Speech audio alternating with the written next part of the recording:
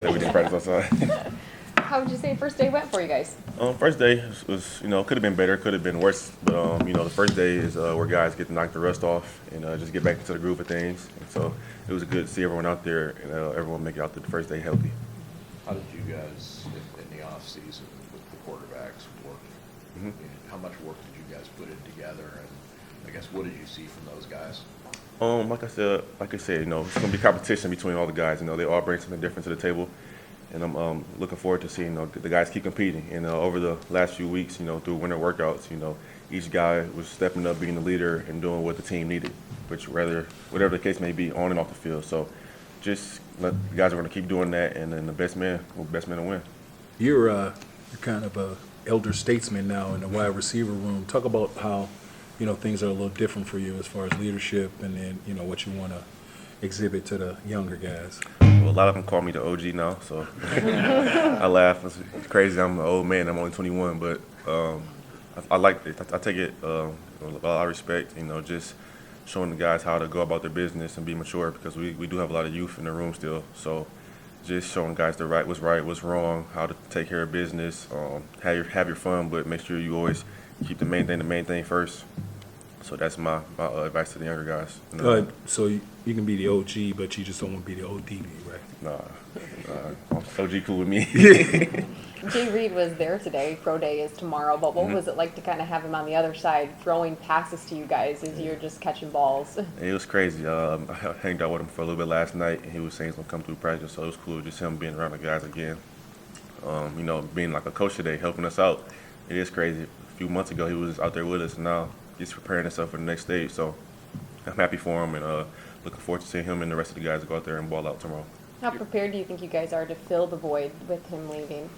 Oh, I think we're very in a place to fill the void. It won't be one guy doing it. It's going to be a collective thing from the whole group. Because with one leaving, that's who's a big playmaker, and it's going to be hard to ask one guy to just step into his shoes. But if the room, everyone elevates their game, then we can do it.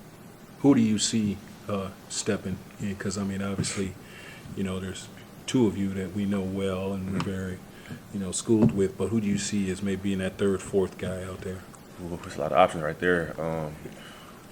Honestly, it can go a lot of ways. It's going to be who has the best spring and a best summer, because you got guys like Montoya Foster, Christian Fitzpatrick, who've been around and know the game a little bit, and then you got the younger guys like, Antonio Gates, Tyrell Henry, Ron Glover, and then other guys in the room who are been competing their butts off the last few years too, trying to get on the field. So it's going to be a dogfight for everybody.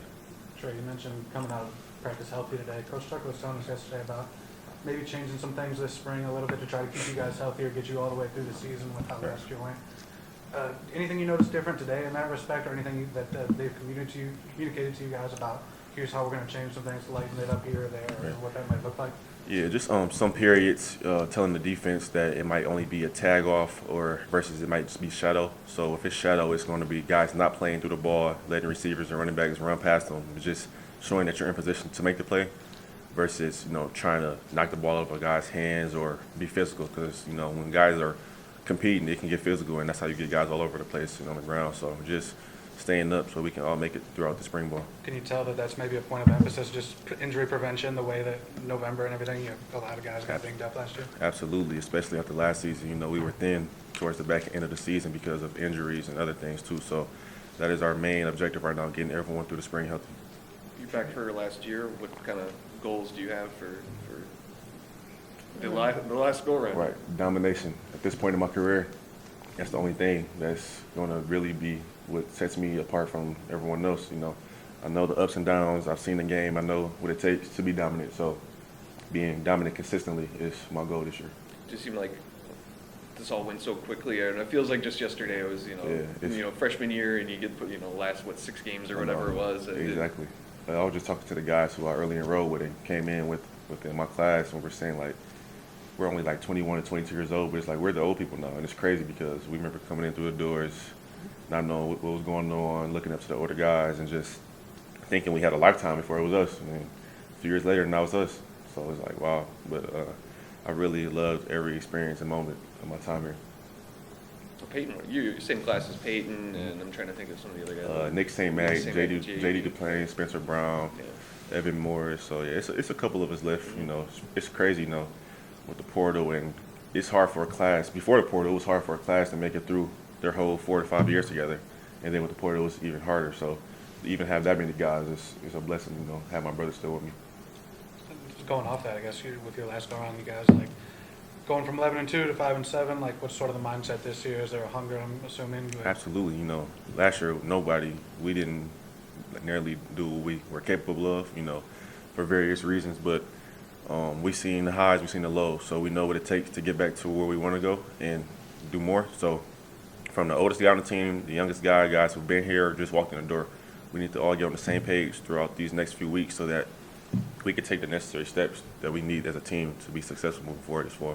I know it's only one day, but who looked good on the other side of the ball, again, going against you guys? It's kind of hard for me to say now. I'll have to watch the film, you know, because when you're out there, you're really just focusing on your craft and getting better within your position group, especially with the first day. You know, it's like I said earlier, knocking the rust off, make sure I'm doing what I need to do first, because if I'm not, then I can't really help anyone else or coach up or critique the guys I'm going against if I can't within myself, you know, do what I need to do. Is there anyone you think might be a surprise this year in the back end of the league?